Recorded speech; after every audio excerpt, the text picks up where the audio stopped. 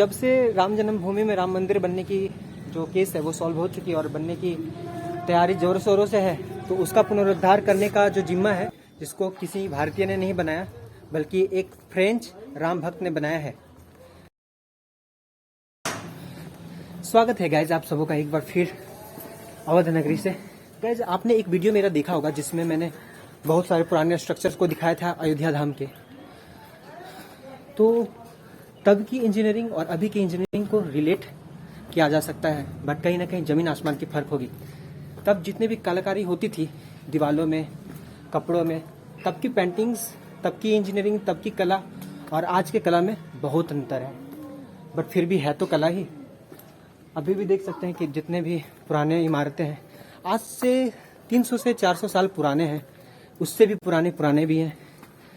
तो आखिर क्या है जो उनकी कलाएं आज भी जीवित है और आज की कला लगभग खो सी जाती है। तो गाइज आज एक ऐसे पेंटिंग को मैं दिखाने जा रहा हूँ जिसको किसी भारतीय ने नहीं बनाया बल्कि एक फ्रेंच राम भक्त ने बनाया है।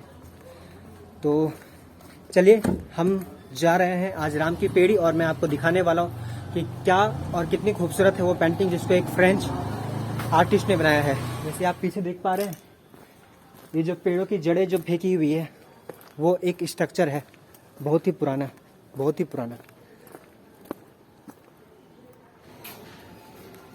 तो इन रास्तों से होते हुए हम जा रहे हैं राम की पेड़ी, जहाँ पे वो आकर्षक पेंटिंग बनाई गई है। तो चलिए मैं आपको दिखाता हूँ उस जगह, और उससे पहले आप कुछ ऊपर से इन नज़ारों को देखिए। तो कुछ इंफ्रास्ट्रक्चर आप यहाँ पे भी देख सकते हैं जहाँ पे मैं इस वक्त मौजूद हूँ। काफ़ी पुरानी, जैसा कि मुझे बात करके पता चला कि 400 साल 500 साल पुराना है और काफ़ी खंडहर भी बन चुका है। कालांतर से अगर संरक्षण ना मिले तो बिल्कुल खंडहर हो ही जाएगा।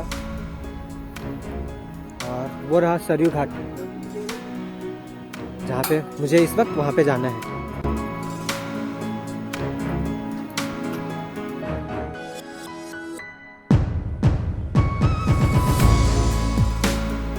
तो पहुँच चुके हैं राम की पेड़ी, और यह है राम की पेड़ी का घाट।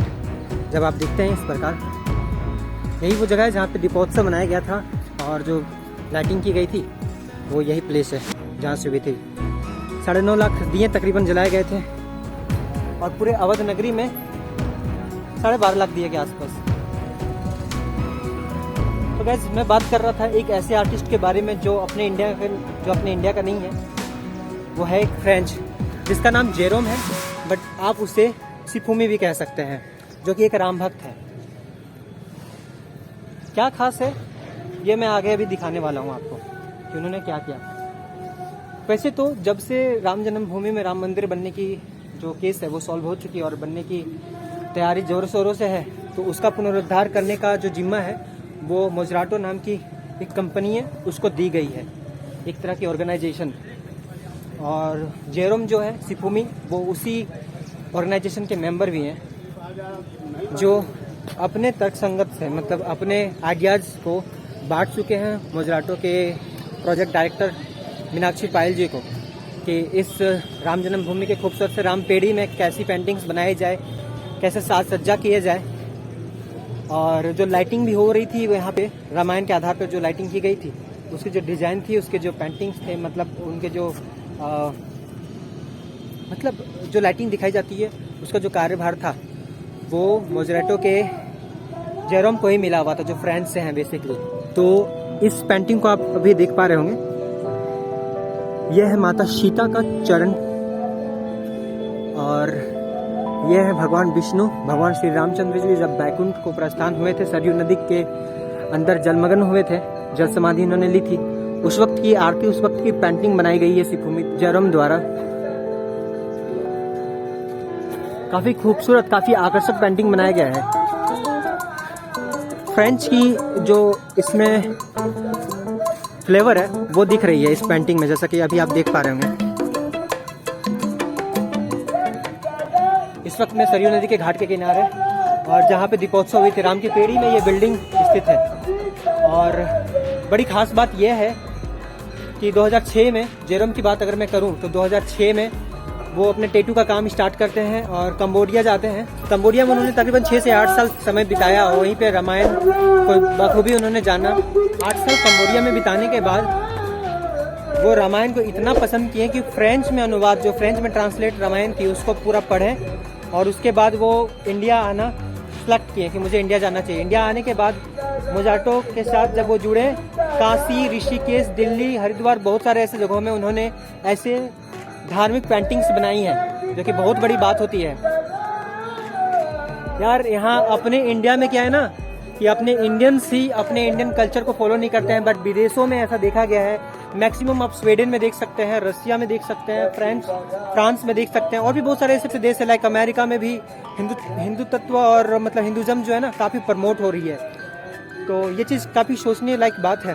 शिफुमी काफ़ी इन चीज़ों को हाईलाइट कर रहे हैं। शिफुमी का कहना है कि पूरे अयोध्या नगरी में जितने भी दिवाले हैं उसको इस प्रकार की पेंटिंग से रंगा जाए, पूरा राममय बनाया जाए इस नगरी को।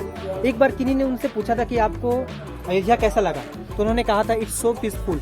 जितना हमने पढ़ा था, मतलब उन्होंने जितना कंबोडिया में रामायण को जाना था, जितना समझा था, बिल्कुल अयोध्या नगरी को वैसा ही पाया और इस राम नगरी को बिल्कुल वैसा ही वो महसूस भी कर रहे हैं। तो कुछ दिन पूर्व ही वो यहाँ से गए हैं और मुझे ये बात काफ़ी वंडर लगा कि यार अपने देश के लोग मतलब फरमान मांग रहे हैं और एक बंदा आता है जो विदेश से आता है और इन चीज़ों को काफ़ी प्रमोट करता है। तो काफ़ी अच्छी बात है यार अपने देश के लिए, अपने कल्चर के लिए, अपने संस्कृति के लिए।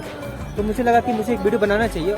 उससे पहले मैं यहाँ पे देखने के लिए आया हूँ। तो इस वक्त मैं सरयू नदी के घाट में हूँ और यह है फेमस राम की पेड़ी का सरयू नदी का घाट।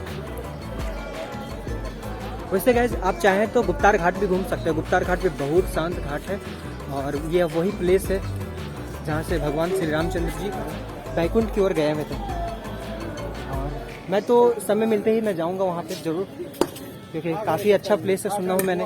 रेडियो एक्टिविटी भी काफ़ी हो रखी है वहाँ पे। अगर आप मेडिटेशन करना चाहते हैं, that place is really worthful for you. तो सरयू घाट है ये और काफ़ी लोग श्रद्धा भाव से यहाँ पे आते हैं इस सरयू नदी में। शाम को आरती भी होती है, मैं भी आऊँगा, हो सकता है आज शाम को, और घूमूंगा यार।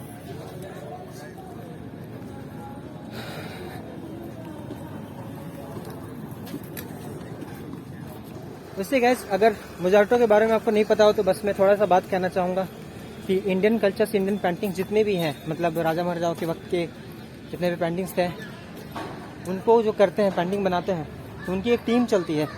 अब तो शायद एक एप्लीकेशन भी लॉन्च हो चुका है। तो मोजार्टो के अंदर वो सारे जितने भी पेंटर्स हैं ना, वो काम करते हैं।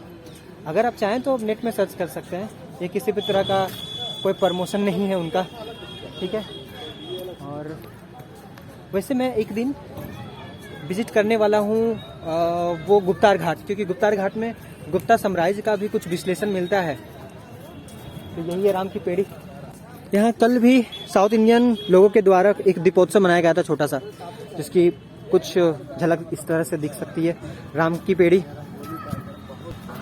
यहाँ आने वाले श्रद्धालु मानते हैं कि अगर सब जगह घूमे अयोध्या नगरी में और राम की पेड़ी अगर बाकी रह गई तो शायद बहुत कुछ बाकी रह गया। बट मेरा ये मानना है कि आपको गुप्तार घाट ज़्यादा घूमना चाहिए। इसकी तो ठीक है, आप राम की पेड़ी और सरयू घाट तो घूमो ही, क्योंकि सरयू घाट में महाआरती होती है शाम के वक्त, जैसा कि गंगा नदी के किनारे भी होती है। और गुप्तार घाट में भी खैर होता है ऐसा, तो आप वहाँ पे भी विजिट कर सकते हैं। But Guptar Ghat is really special because Guptar Ghat ये वही घाट है जहाँ पे भगवान श्री रामचंद्र जी बैकुंठ की ओर प्रस्थान किए थे। इसके साथ ही साथ पूरे भारत भर में से अयोध्या ही एक ऐसी नगरी है जिसमें सतयुग में भी भगवान विष्णु जी पधारे और वहाँ से ही भगवान श्री रामचंद्र जी प्रस्थान किए। तो ये काफ़ी आकर्षक लगा मुझे जानकर। तो मुझे लगा कि मुझे थोड़ा सा आपको विश्लेषण देना चाहिए इसके बारे में जब मैं इस ब्लॉग को शूट कर रहा हूँ। और देखिए दीपोत्सव जब मनाई गई थी तो ये पेंटिंग्स यहाँ पे बनी गई थी और उस पेंटिंग्स में जो है ना दियो उसके किनारे किनारे लगे हुए थे। यह है राम की पेड़ी। तो चलिए गाइज इस वीडियो को यहीं पे विराम देते हैं और फिर मिलते हैं आपको अयोध्या नगरी से ही दूसरे ब्लॉग में। तब तक के लिए खुद का ख्याल रखिएगा, खुश रहिएगा and don't forget keep flying keep running. और इसके साथ ही अगर वीडियो में नए हैं सब्सक्राइब कर लीजिएगा और प्लीज़ कमेंट करके जरूर बताइएगा कि वीडियो आपको लगा कैसा। Thank you. जय श्री राम।